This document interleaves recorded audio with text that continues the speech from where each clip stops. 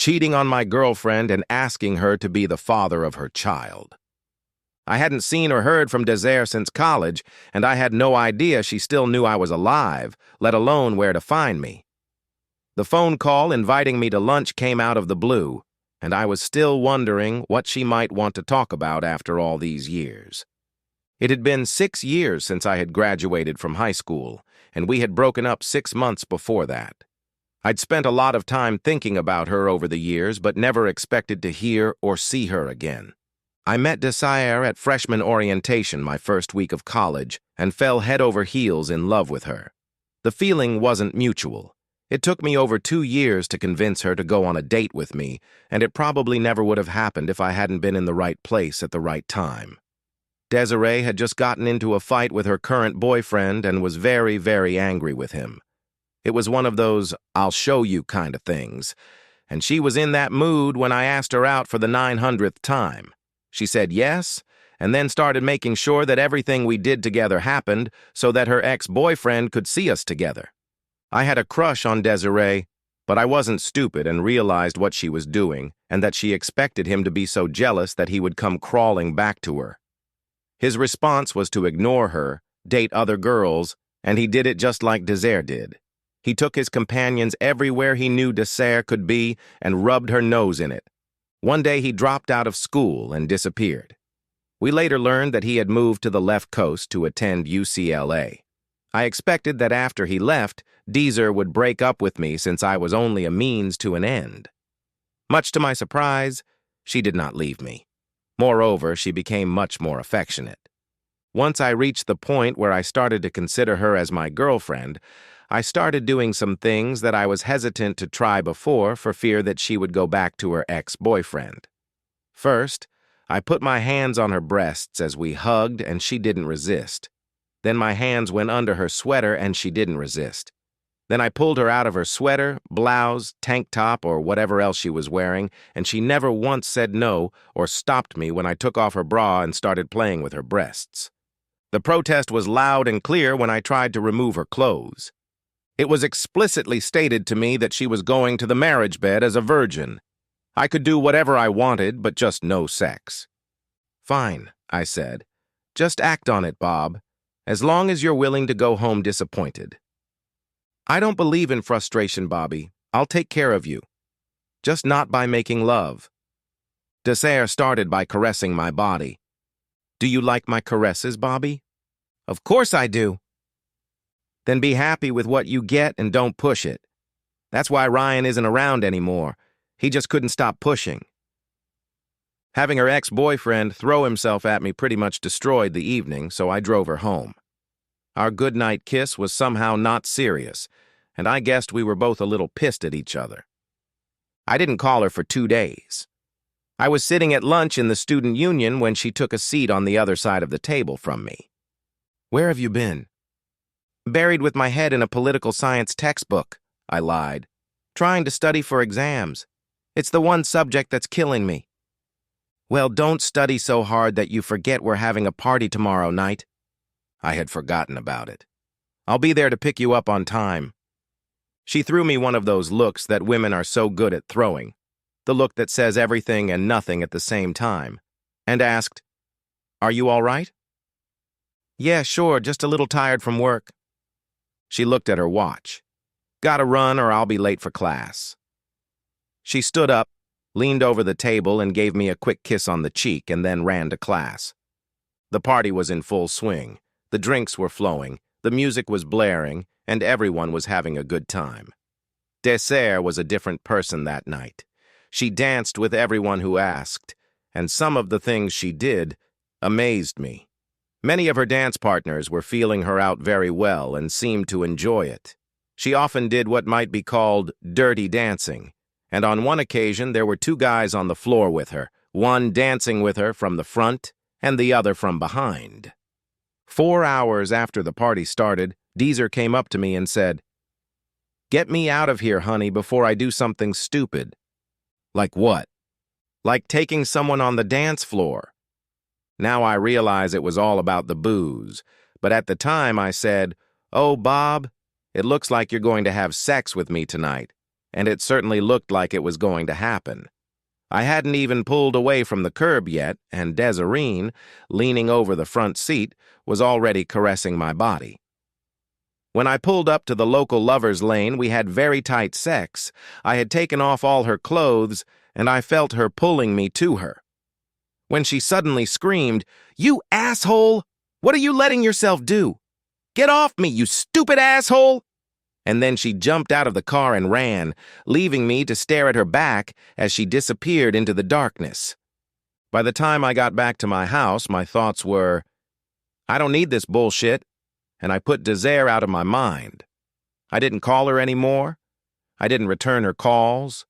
And whenever I saw her on campus, I turned and walked the other way. I avoided her for the last 6 months of school, graduated, and moved on with my life. As she walked to my table, I wondered if she was dressed like that for me or if she always dressed like that. Short skirt, slit blouse, and 4-inch heels. She looked like a sex goddess, and all the male eyes in the place were on her as she walked towards me. Whatever she was doing with her life, the after the fact seemed to agree with her. I stood up and held out my hand for a shake, but she ignored it, leaned forward and kissed me on the lips. When I sat down, I saw my wedding ring and was still looking at it when she said to me, "Thank you for agreeing to meet me. To be honest, I wasn't sure you'd be here." "I am here, Dee. The question is why." "I'll get right to the point, Bobby. Would you like to have sex with me?" I'd come into the meeting with absolutely no idea what this was going to be about, but never in a million years had I expected this. I stared across the table at her, stunned at what she had just asked. When I didn't answer right away, Desire said, "It's not a difficult question, Bobby. Just a simple yes or no answer is enough. You wanted it once. The question is, do you still want it?"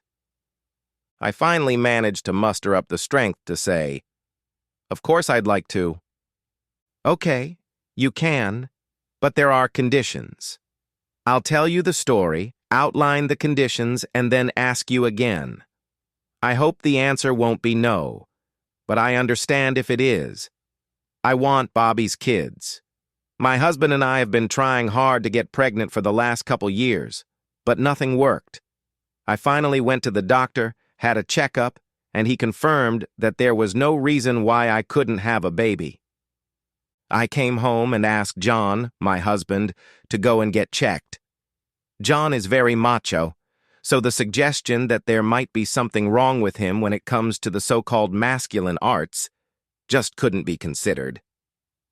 He told me that the problem must be me, but I already knew it wasn't. One night after I slept with him, I took his tests, and the next day I took them and had them taken to the hospital. It turned out that he was infertile. The chances of getting pregnant from him were 6 million to 1. He could never father a child. Even though I wanted children, I've resigned myself to the fact that it will never happen, but John still wants an heir to continue the family name. He keeps pushing me to do it, and since his fragile ego can never take the hit when it turns out he can't get his way, I never told him about my visit to the fertility clinic. I want kids. John wants an heir. And so I decided to do something about it. So here's the deal. If you want to be a donor, you can have sex with me all you want, as long as I don't get pregnant. You can do it as long as you want until I get pregnant, and then it stops. I suppose it's better a few than none. Did you listen to what I said? I said I wanted kids, not a baby. That's plural, Bobby. And since I want all my children to have the same father, you can make love to me for years. Why me? Because you look like my husband. You're both about the same height. You both have brown eyes and brown hair. And to tell you the truth, I've wanted to make love to you since we were in college together. What's your answer? You haven't given me any conditions. Yes, there is only one. You'll only have sex with me until I get pregnant, and then no more until I'm ready for another baby. Then I guess the answer is yes if you fulfill my conditions. And what are those? Nothing is forbidden. I will donate as much as my body can produce. She didn't even hesitate. She jabbed her hand across the table at me and said, "Deal." "When do you want to start?" I asked. "I've bet on you saying yes, and I've already gotten a room at the Hilton. After today, we can use your apartment, okay?" I could have cried. Desire was an insatiable cheater, and she could have been mine. If only I'd been patient, willing to wait, willing to ask her to marry me, she could have been mine. But the thing is, she wasn't mine, and she never will be. But I could have her for a while, and with any luck, the first children would be girls, and her husband would continue to insist that she produce a male heir. "When do you want to start?" I asked. "I've bet on you saying yes, and I've already gotten a room at the Hilton. After today, we can use your place, okay?" I agreed, and we got up and headed to the room she had rented.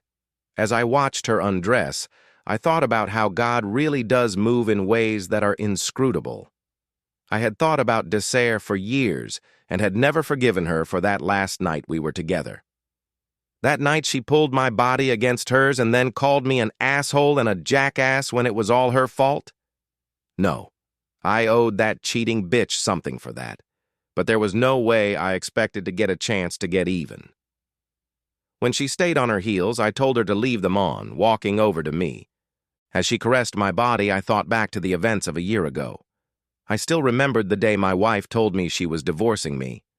"I love you, Bobby, and it pains me to do this, but I want children. More than anything, I want children. And since you are infertile and can't give me any, I have no choice but to look for someone who can." I wondered how long I could have sex with Desiree before she asked me to get tested. The end! Subscribe to my channel. Thank you.